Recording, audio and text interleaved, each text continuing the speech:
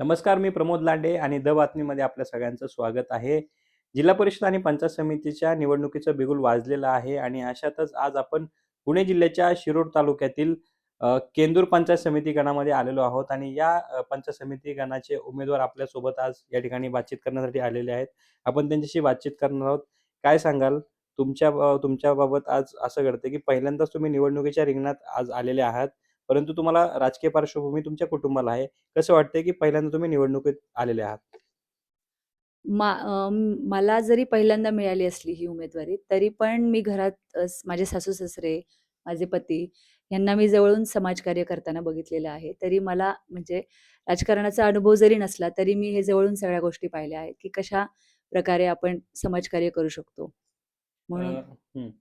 दुसरी गोष्ट अशी, की एक महिला उमेदवार म्हणून महिलांच्या काही समस्या असतात, काही प्रश्न असतात. त्या कशा पद्धतीने तुम्ही तुमच्या प्रचारादरम्यान तुम्ही त्यांच्यापर्यंत मांडताय किंवा तुम्ही भविष्यामध्ये तुम्ही त्या महिलांच्या बाबतीतले जे काही व्हिजन असेल, ते तुम्ही कशा पद्धतीने मांडणार आहात?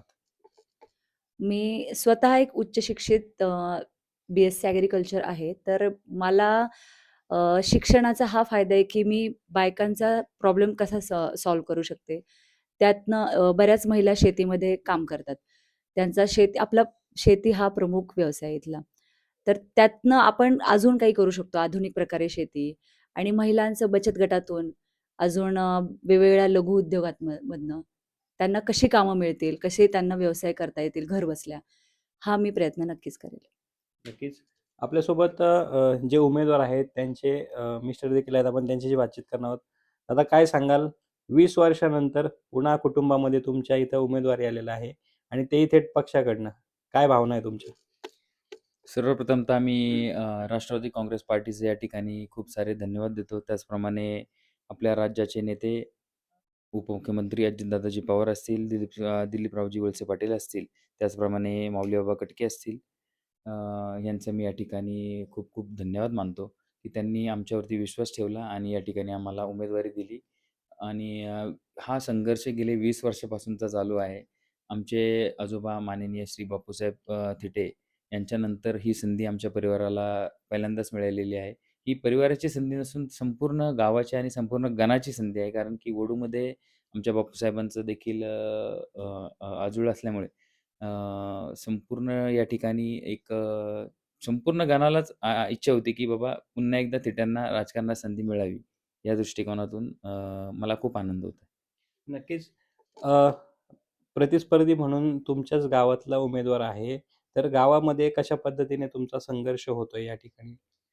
गेले 30-32 वर्ष आमच्या वडिलांपासून समाजकार्याचं काम चालू आहे या ठिकाणी आणि हे समाजकार्य करत असताना आमच्या मातोश्री या ठिकाणी सरपंच म्हणून त्यांनी कामगिरी भूषवलेली आहे. त्याचप्रमाणे या ठिकाणी आमच्या मातोश्रींनी गेल्या 2008 साली सरपंच असताना या ठिकाणी केंद्र गावामध्ये कमीत कमी 7.5 कोटीची कामं केली. त्यामध्ये केटीवेर असतील, आपल्या नदीवरती जे केटीवेर आहेत, त्यांची बांधणीकरण केलेली आहे. त्याचप्रमाणे संपूर्ण वाड्या वस्त्यांवरती बोरचं काम बोर काढून तिथे पाण्याच्या टाक्या दिलेल्या आहेत. त्याचप्रमाणे संपूर्ण गावामध्ये आत्ता आमच्या गावामध्ये पाण्यासाठी आम्ही चळवळ केली होती. त्यासाठी राजीव गांधी तलावासाठी स्वखर्चातून आपण अस्थिरीकरणाचा देखील खर्च केलेला आहे. आणि वेगवेगळ्या माध्यमातून जसे की आमच्या गावात सप्ते असतात. आमच्या गावामध्ये दिंडी असते.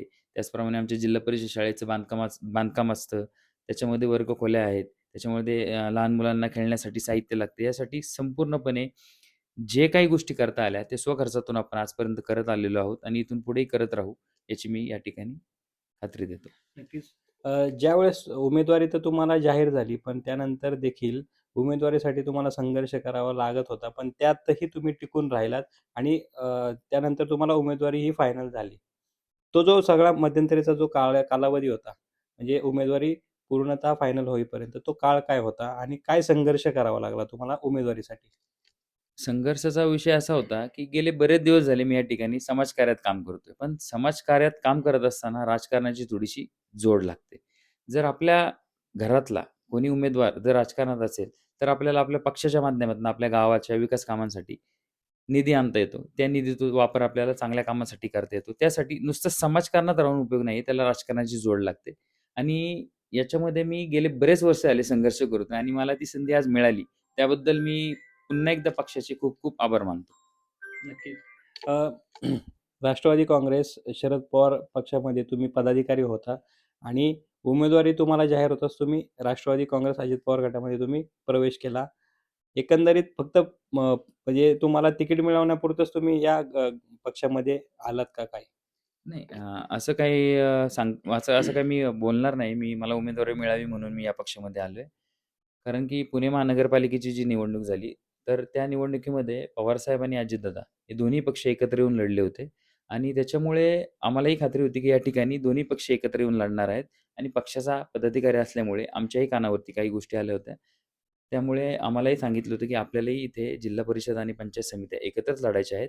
त्या आज्ञेनुसार पवारसाहेबांच्या आज्ञेनुसार आम्ही हा निर्णय घेतला. नक्कीच. एक शेवटचा प्रश्न. मतदारांना पंचायत समिती गणातील मतदारांना तुम्ही काय आवाहन कराल, की तुम्हाला मतदान का केलं पाहिजे?